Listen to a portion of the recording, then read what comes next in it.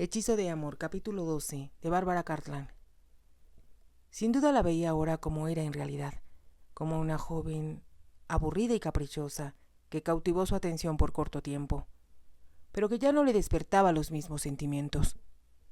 Silvina sintió que todo su ser lanzaba un grito de protesta, pero recordó entonces que el marqués había destruido su confianza, y después de que llegó a creer en él como jamás creyó en ningún hombre, la había engañado y destrozado sus sueños. Cuando salió aquel día del Ministerio de Asuntos Exteriores, vio perdida su única razón de vivir y deseó desaparecer de este mundo. Se preguntaba ahora cuánto tiempo debía soportar aún ese sufrimiento. Pero el orgullo, aquel orgullo que la sostenía en público, sin derramar una sola lágrima, la obligó a decir: «Haré lo que usted desea». Levantó la vista al hablar, y al advertir la mirada de triunfo del señor Cuddington, comprendió que había estado jugando con ella desde el primer momento. «Irás con Madame Bertin en Bond Street», le dijo. «Ya le avisé que te espere».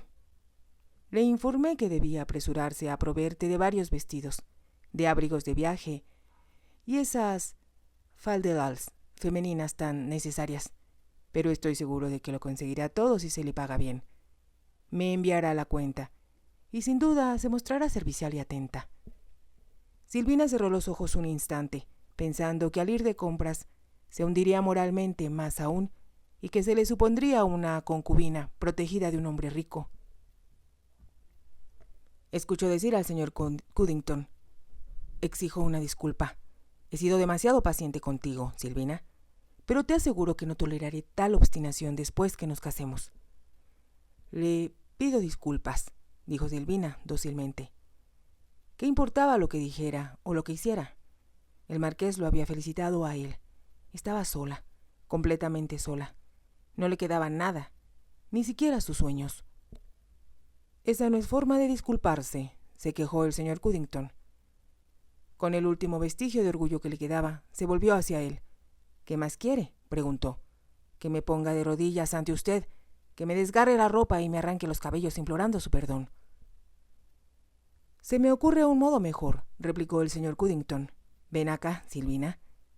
Extendió la mano, y Silvina, con un vuelco de miedo en el corazón, observó que Clive, quizá por no poder soportar más el ver cómo intimidaba a su hermana, había salido del cuarto. «Le pido 1000 disculpas por mi descortesía», se apresuró a decir. «Algunas veces no puedo contener mi enojo. Sé que debo aprender a reprimirlo». El señor Cuddington sonreía. «Te enseñaré cómo hacerlo. Empieza por obedecerme». Su mano seguía extendida y con un repentino pánico ante el fuego que asomaba en aquellos ojos y ante la sonrisa cruel que le dirigía, Silvina se aproximó, pero solo para tomar a Columbus de su cojín que estaba frente a la chimenea. «Es hora de llevar a Columbus a dar un paseo», dijo con una voz tan débil que a ella misma le sorprendió. «Columbus puede esperar. Te di una orden, Silvina. Si has de ser una buena esposa, lo primero que debes aprender es a obedecer». «¿Qué más desea?», preguntó ella temerosa. «Digamos, un beso de paz. Deja a ese perro y ven acá». «No, no», gritó Silvina, y transmitió el temblor de su cuerpo a Columbus, que gruñó comprendiendo que algo malo pasaba. «Maldito animal», dijo furioso el señor Cuddington. «Sabes cómo me disgustan los perros. Déjalo y haz lo que te ordeno».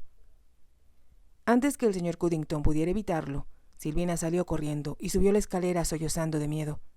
Su pánico era tal que aun después de que lo oyó salir de la casa, seguía pálida y temblorosa.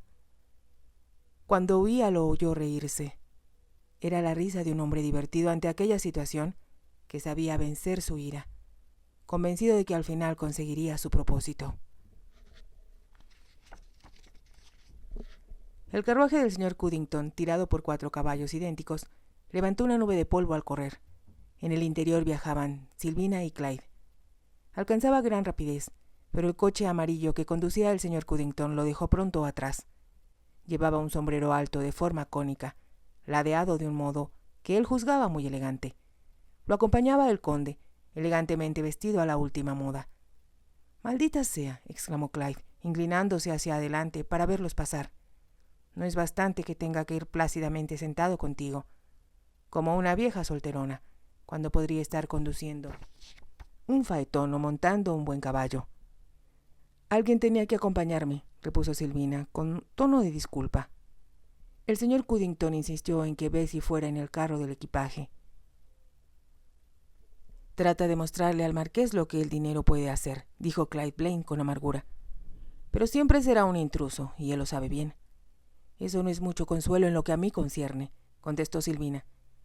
De verdad lo lamento, Sil, que te hayas metido en esto por mi culpa. Dios sabe que no fue mi idea, pero como estaban las cosas, no pude hacer nada. Por lo menos Cuddington tiene dinero y está dispuesto a gastarlo. Lo gasta a su modo. Dudo que se muestre muy generoso si se convierte en tu cuñado. Oh, Dios, ¿imaginaste alguna vez semejante maraña? Tal vez piensas que no tengo sentimientos, Sil, pero te quiero. Piensa que si estuviera en la torre te morirías de hambre. Lo sabes bien. ¿Y cómo están las cosas? Al menos serás rica e importante. Silvina no contestó y él continuó. Se asegura que Cuddington figurará en las próximas listas de honor. Acabará obteniendo un título de nobleza. Puedes estar segura. Si Hawkesbury renuncia, o aun si el señor Pitt regresa, es casi seguro que le den un ministerio. Todos hablan de su meteórico ascenso en el gobierno. Hay algo en él que me asusta, dijo Silvina con voz suave. Es malo y perverso. Lo supe desde el primer momento que lo vi. Su hermano se sentía incómodo. Algunas mujeres estarían contentas de hacer un matrimonio tan ventajoso, dijo. ¿Qué oportunidad tienes de conocer a nadie si vivimos en una calle de segunda categoría?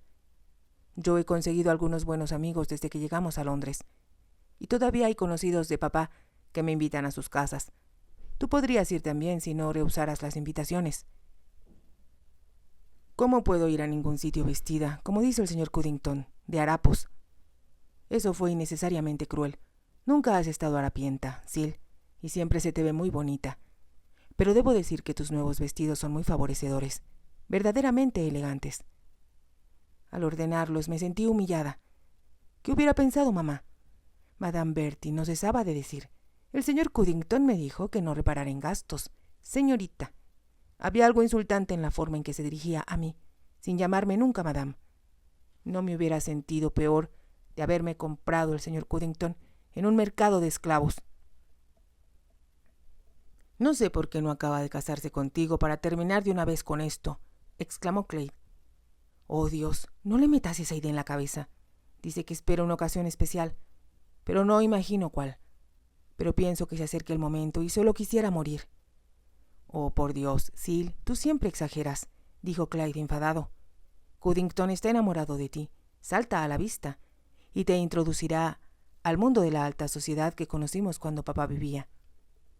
Tú puedes disfrutar esa vida, dijo Silvina. Yo no. ¿Y por qué no? No es natural que una mujer piense como tú. ¿Qué tienes en contra de ese mundo para censurarlo? Parece orgullo de mi parte, ¿no? Dijo Silvina, sonriendo brevemente. Pero si deseas conocer el motivo, te lo diré.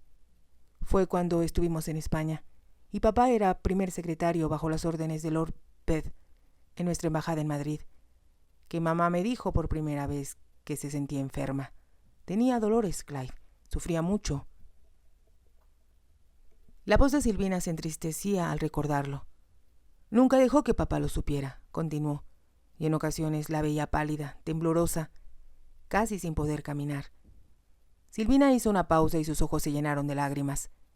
Le supliqué que viera a un médico, pero ella me aseguró que había visitado a uno y que nadie podría hacer ya nada para ayudarla. Tomaba una medicina para soportar el dolor y con increíble valor asistía a las fiestas y reía y se mostraba contenta mientras estuviera con papá. Silvina cerró los ojos como si quisiera borrar aquel recuerdo. «¿Sabes?», continuó después de un instante, «todos decían que ella era el bien más valioso que tenía Gran Bretaña, en el continente, pero nadie sabía que lo hacía a costa de su salud». «No me lo imaginé», admitió Clyde. «Tú estabas fuera la mayor parte del tiempo, en el colegio o en Oxford, y yo era solo una chiquilla, de modo que me tenían siempre en el jardín, pero estaba con mamá a menudo, y conmigo no fingía». Silvina lanzó un suspiro. «El dolor empeoró cuando regresamos a Inglaterra», siguió diciendo. «Papá ansiaba destacar en sociedad. a fin de que lo tuvieran en cuenta si se producía alguna vacante en algún puesto diplomático. ¿Te acuerdas cómo recibía a mamá en nuestra casa de Curzon Street? Pero sus dolores iban de mal en peor. Papá llegó a sospechar algo y le suplicó que no agotara sus fuerzas. La voz de Silvina se entrecortaba a menudo, pero continuó resuelta. Creo que mamá sabía que iba a morir, pero se propuso ayudarlo. Muchas veces pienso que solo hasta que ella murió, él supo lo mucho que la quería. Después enviaron a papá a París, intervino Clay. ¿Cómo me hubiera gustado estar con él? Y quizá evitar que... Nadie pudo evitarlo, lo interrumpió Silvina. No debes culparte, se sentía solo y desdichado sin mamá. Y la francesa se enamoró de él. Jamás lo dejó en paz. Era muy hermosa, Clyde. Una de las mujeres más hermosas que he visto. Creo que a su manera hizo feliz a papá. Pero era demasiado famosa y naturalmente tenía otros admiradores. Pobre, querido papá. Pudo haber sido muy buen diplomático, pero siempre fue mal tirador. Ojalá pudiera ver sus reportes personales. Tú debes ocupar su lugar, dijo Silvina en voz baja. Si no sucede nada que lo impida, contestó Clay. Ella le puso la mano en el brazo y apoyó la mejilla en su hombro. Te ayudaré, le dijo. Te juro que lo haré, porque sé que papá hubiera estado muy orgulloso de ti, y mamá te quería tanto. Trataré de ser amable con el señor Cuddington. Haré lo imposible, Clay. Entonces todo estará bien si haces eso, Sil. Ya no habrá problemas, estoy seguro. Conviértete en la dama elegante que él desea. Está orgulloso de que mamá fuera hija de un duque. Lo he oído alardear de ello con sus amigos. Quiere lucirte, hacer que los demás lo envidien. Quizá estar casada con él no sea terrible como piensas. Silvina tragó saliva. Voy a tratar, susurró. Te prometo que trataré. Se dijo que lo más importante por el momento era comportarse al llegar a Alton Park, como el señor Cuddington y Clay esperaban. Sería amable con todos, excepto con el marqués. Si se portaba fría y distante con él, no llamaría particularmente la atención. Ni su hermano, ni el hombre con quien estaba comprometida, sospechaban que había visto alguna vez a su señoría antes de la entrevista en el ministerio.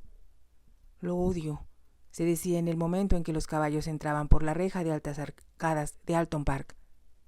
Siguieron por una larga avenida de robles, hasta que se divisó la mansión exquisita en el sol del verano.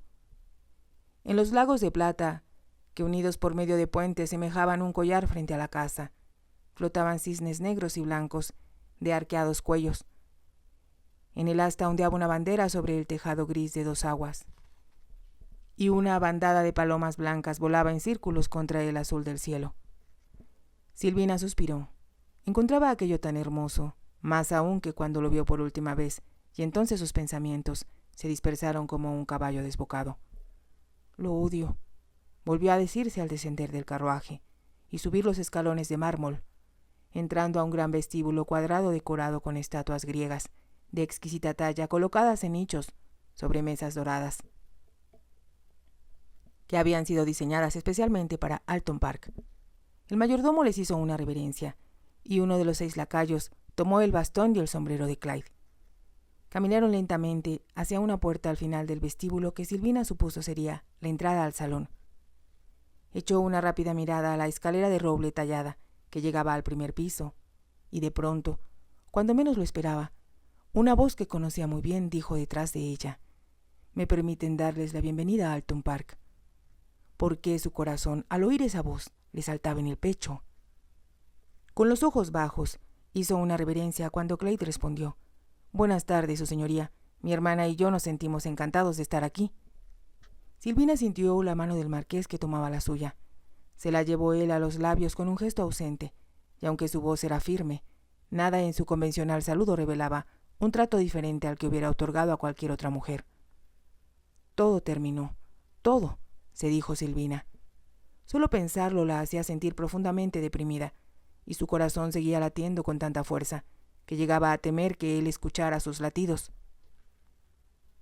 «¿Pasamos al salón, por favor?», preguntó el marqués. Silvina no se atrevía a mirarlo a la cara.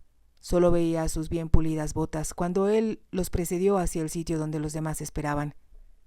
El señor Cuddington y el conde llegaron hace casi media hora, decía el marqués. Temíamos que les hubiera ocurrido algo. Nuestros caballos, por desgracia, no son tan veloces, repuso Clade. Le aseguro, milord, que hubiera preferido cabalgar, aunque, por supuesto, alguien tenía que acompañar a mi hermana. Tratemos de encontrarle un caballo más fogoso, contestó cordialmente el marqués. Hay varios en mi establo que sin duda merecerán su aprobación. Es muy amable de su parte, dijo Clade, emocionado. Al verlo tan excitado, Silvina pensó que parecía un estudiante que disfrutaba de inesperados halagos. No lo defraudaré, se prometió. Instintivamente levantó la barbilla, irguiéndose al caminar, lo que la hacía parecer más alta de lo que era en realidad al entrar al salón. Era un recinto magnífico, con 6 ventanas francesas que abrían a una terraza. El mobiliario era digno de un museo más que de una casa particular. Y los antepasados del marqués, pintados por Van Dyck y Holbein, hubieran suscitado la envidia de cualquier conocedor. Pero Silvina solo tenía ojos para la señora parada en un extremo, que hablaba con el señor Cuddington y el conde. Era pequeña, pero era tal su aire de dignidad, que parecía una mujer alta. Debió ser muy hermosa, pero ahora sus cabellos eran blancos y su piel estaba surcada de arrugas. A pesar de todo, conservaba esa indefinible aureola de encanto que una mujer ha sido bella jamás pierde. Que una mujer que ha sido bella jamás pierde. La gran duquesa, vestida toda de blanco, llevaba esmeraldas fabulosas. Había sido una gran personalidad a mediados del siglo pasado. Los políticos la consultaban. Se decía que el señor Pitt le escribía a menudo, y más de un miembro de la Cámara de los Lores se había rendido a sus pies. Sin embargo, ella solo permanecía en Londres unos cuantos meses al año, pues prefería la vida del campo. Y en la casa de Dover, a unos cuantos kilómetros al oeste de Alton Park, se dedicaba a cuidar de sus jardines, que eran de los más famosos de Inglaterra. Sus ojos, perspicaces a pesar de la edad, observaban complacidos a Silvina cuando atravesaba el salón. Cuando la joven le hizo una reverencia, le extendió la mano con la calurosa acogida que solo reservaba a unas cuantas de sus contemporáneas, y dijo con voz honda y musical: «Estoy encantada de conocerla, señorita Blaine. Su madre fue una amiga muy querida, y yo era, desde luego, gran admiradora de su padre». Silvina levantó la vista y por primera vez desde que salió de Londres, sus ojos brillaron.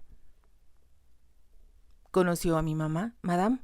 «Sí, querida, y tenemos que hablar de ella. Pero primero quiero repetirle cuánto me alegro de verla aquí. He sido muy negligente al no investigar lo sucedido con ustedes después de la muerte de su padre». Se volvió entonces hacia Clade, que se inclinó cortés, y fue evidente la aprobación de la anciana al notar su apostura y sus elegantes modales. «Es la primera vez que vienen», dijo la gran duquesa, «pero les aseguro que no será la última. Me reprocho haber dejado pasar tanto tiempo sin saber de ustedes, y le agradezco a mi nieto que los trajera». Silvina se atrevió entonces a mirar al marqués. Su actitud era amable, sin la dureza que demostró en el Ministerio de Asuntos Exteriores. Quizá aquí, en Alton Park, se portaba como el hombre que conoció en el bosque, aquel a quien ella tontamente juzgó un modesto y sincero granjero. Se sintió ruborizar ante su increíble ingenuidad, pero después se dijo que aquello no importaba. Odiaba al marqués, no significaba nada en su vida. El episodio del bosque había terminado y ninguno volvería a recordarlo. «¿Puedo ofrecerle una copa de vino, señorita Blaine?», preguntó él. «¿Por qué?», pensaba. «Solo escuchar su voz me pone tan confusa». No, gracias, milord», respondió. «Creo que sería conveniente que tomara algo después de un viaje tan largo», insistió. No queriendo ser descortés, aceptó la copa que contenía madeira. «¿Tiene predilección por algún vino?», preguntó la gran duquesa. «¿O preferiría una taza de chocolate? Eso es lo que yo siempre deseo después de las sacudidas por los desastrosos caminos del rey». Silvina sintió que el marqués le quitaba la copa de la mano. Fue estúpido de mi parte», dijo. «Debería haber pensado en chocolate. O si lo prefiere, té». «Estoy seguro de que Silvina preferiría té», dijo el señor Cuddington, en tono posesivo. «Según he sabido, es una de sus extravagancias y he tomado nota para proveerla en el futuro de todo lo que necesite, sin importar el costo». «Entonces será té», dijo en voz baja la duquesa. «No quisiera causarle ninguna molestia, madame, dijo Silvina con timidez, dirigiéndose a la duquesa. Pero fue el marqués quien le contestó: «Los deseos de nuestros huéspedes, cualesquiera que sea, jamás nos molestan. Tenemos, se lo aseguro, un método mágico para proveerlos de lo que requieran». Ella sabía exactamente lo que él trataba de decirle. ¿Cómo se atrevía, pensó, después de lo sucedido, a referirse al encanto de aquel almuerzo que tomaron juntos en el pequeño templo griego? Trató de mirarlo con desprecio, pero solo consiguió parecer más joven e indefensa. Qué lejos estaba de imaginar que el marqués, al verla parada en el vestíbulo, tuvo que contener el casi irresistible impulso de tomarla entre sus brazos y decirle que no tuviera miedo, que nadie le haría daño y que él la salvaría. Se veía tan pequeña, tan patética, con su abrigo de viaje azul pálido y su sombrero alto, adornado con pequeñas plumas azules de avestruz, con cintas que armonizaban atadas bajo su barbilla. Iba sin lugar a dudas vestida, bien vestida, pero el marqués hubiera preferido verla de nuevo con aquel sencillo vestido de gasa verde que destacaba tanto su belleza. Si te ha gustado, te invito a que te suscribas, a que me regales un me gusta y actives la campanita para que puedas seguir escuchando esta historia y muchas más. Gracias.